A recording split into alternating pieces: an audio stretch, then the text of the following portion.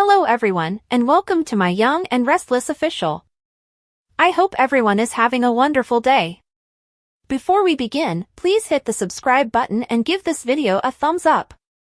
At Memorial Hospital, Claire dreamed that Jordan taunted her as she slept. "I'm a part of you. You're a part of me. We're just alike, you and I. You can't escape me," Jordan said menacingly.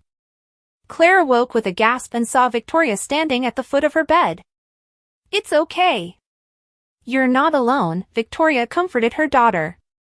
When Claire calmed, Victoria said that she was proud of Claire for having confronted her Aunt Jordan. Claire sat silent on the side of the bed, hunched over slightly, and averting eye contact with Victoria. Victoria sat down beside Claire, but Claire continued to look down at the floor.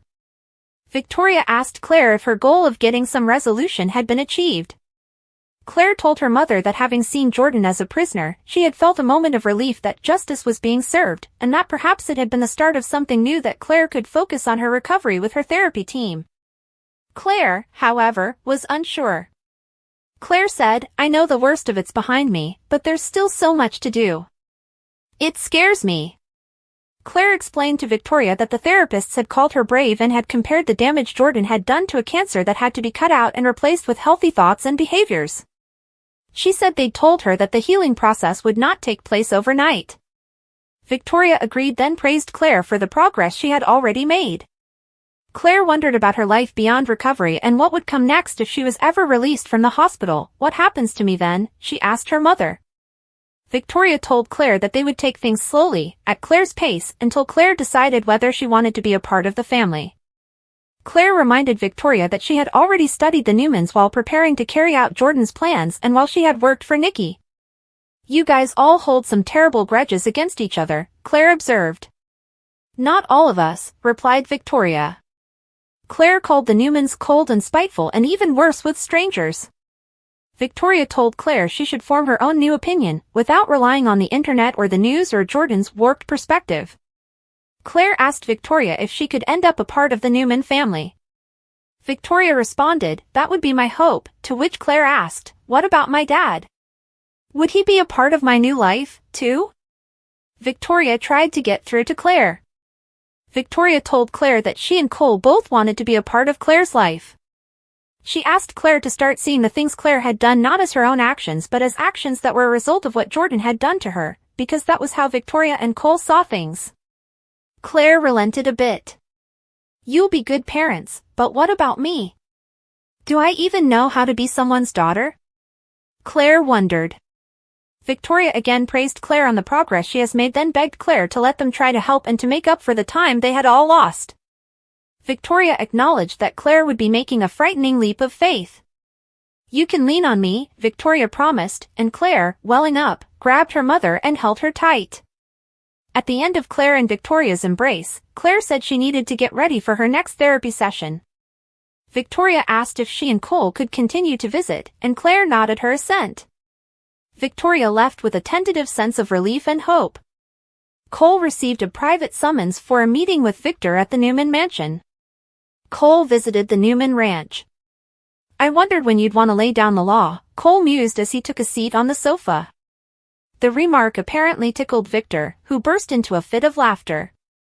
Victor assured Cole that he had not summoned Cole to lay down the law.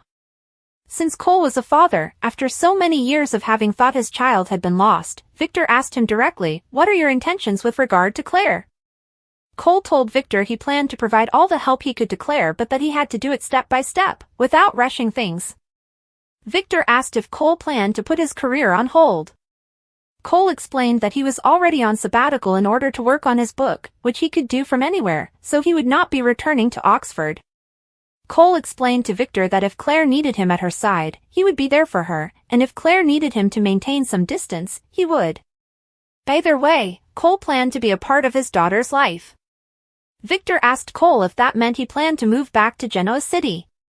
For the time being, Cole replied, then he asked Victor, "What steps do you plan to take?"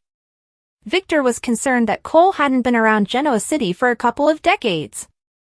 Cole told Victor that there was nothing in his past that Victor needed to be worried about. Victor asked if Cole was ready to take on parental responsibility, since he had never raised a child.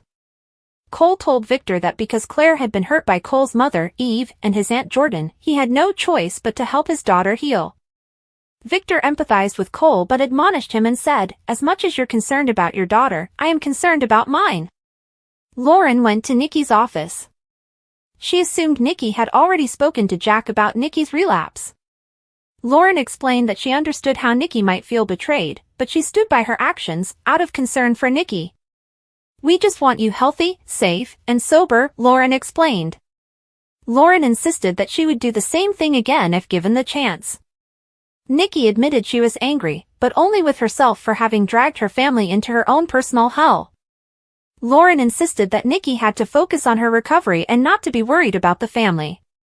Nikki assured Lauren that she hadn't had a drink since Lauren had rescued her. Lauren commended Nikki on winning the day-to-day battle but reminded her that the war was not yet over.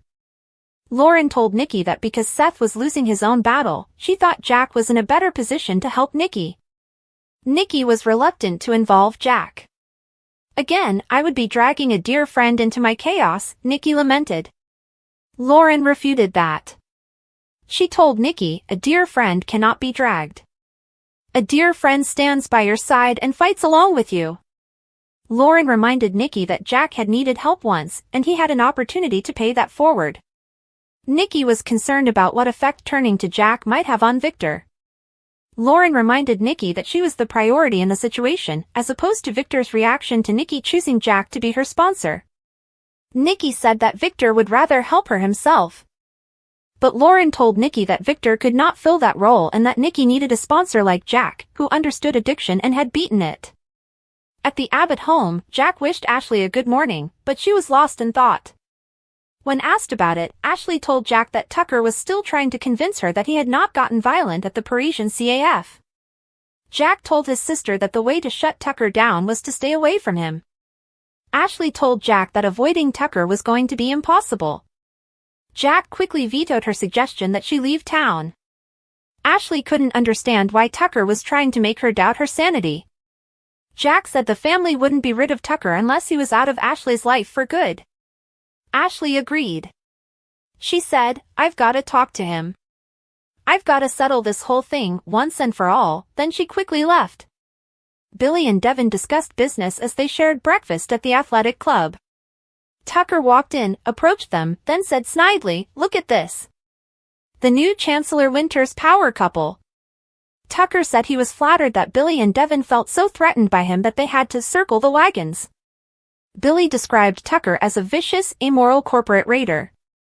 Tucker told Billy and Devin that he was solely focused on Glissade.